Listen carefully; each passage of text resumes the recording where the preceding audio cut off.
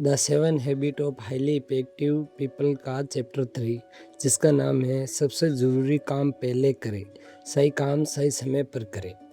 दोस्तों क्या आपके साथ भी ऐसा होता है कि पूरा दिन बिजी रहने के बाद भी रात को लगता है आज मैंने ऐसा क्या किया जिससे मेरी ज़िंदगी आगे बढ़ी। सुबह उठते ही mobile, WhatsApp, Instagram, YouTube, calls, छोटे छोटे काम और देखते ही देखते पूरा दिन ख़त्म। लेकिन वे एक ज़रूरी काम जो आपके सपनों को सच कर सकता था, वे फिर अगले दिन के लिए टल जाता है। स्टीफन केवी कहते हैं, सफल लोग टाइम को मैनेज नहीं करते, वे अपनी प्रोटेस को मैनेज करते हैं।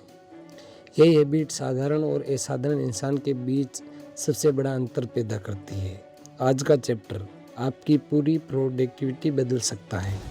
कहानी की शुरुआत। एक प्रोफेसर अपनी क्लास में आए। उन्होंने मेज पर एक बड़ा कांच का जार रखा, फिर उसमें बड़े बड़े पत्थर डाल दिए। उन्होंने स्टूडेंट से पूछा, क्या जार भर गया? सबने कहा हाँ। फिर प्रोफेसर ने छोटे छोटे कंकड़ डाले और पत्थरों के बीच में खाली जगह में भर गए।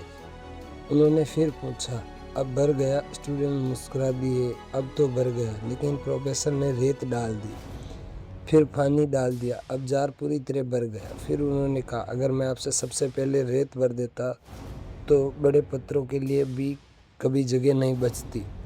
दोस्तों, हमारी ज़िंदगी भी बिल्कुल इसी जार की तरह है। बड़े पत्थर है आपके सामने, आपकी हेल्थ, आपका परिवार, आपका करियर और आपकी लर्निंग। अगर आप पहले छोटी छोटी चीज़ों में उलझ गए तो ज़िंदगी के सबसे महत्वपूर्ण काम कभी पूरे नहीं होंगे। स्टीफन केवी कहते हैं, हर काम इम्पोर्टेंट नहीं होता, कुछ काम सिर्फ अर्जेंट होते हैं और कुछ सच में इम्पोर्टेंट।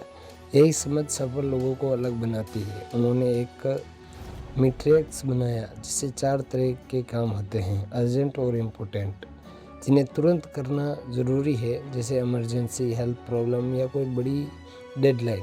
इम्पोर्टेंट लेकिन अर्जेंट है, यही सक्सेस छिपी होती है। नई स्किल सीखना, बुक पढ़ना, एक्सरसाइज करना, प्लानिंग बनाना, रिलेशनशिप बनाना, ये काम तुरंत करने की मजबूरी नहीं होती, लेकिन यही आपके फ्यूचर को बनाते हैं। अर्जेंट लेकिन इम्पोर्टेंट नहीं, जैसे हर नोटिफिकेशन, हर कॉल, हर मैसेज, हर रिक्वेस्ट, इनमें से कोई चीज़ ज़रूरी नहीं होती। न अर्जेंट न इम्पोर्टेंट, बिना मतलब की स्क्रॉलिंग, घंटों तक रील स्क्रॉल करना, टाइम पास करना, यही चीज़ धीरे धीरे आपके सपनों को समय खा जाती है। अपनी ज़िंदगी से जोड़िए इस चीज़ को। देखो दोस्तों, जस्ट एक एग्जांपल दे रहा हूँ मैं, ओके। अगर आपका सपना यूट्यूब पर ग्रो करना है तो खुद से पूछिए, आपका सबसे इम्पोर्टेंट काम क्या है?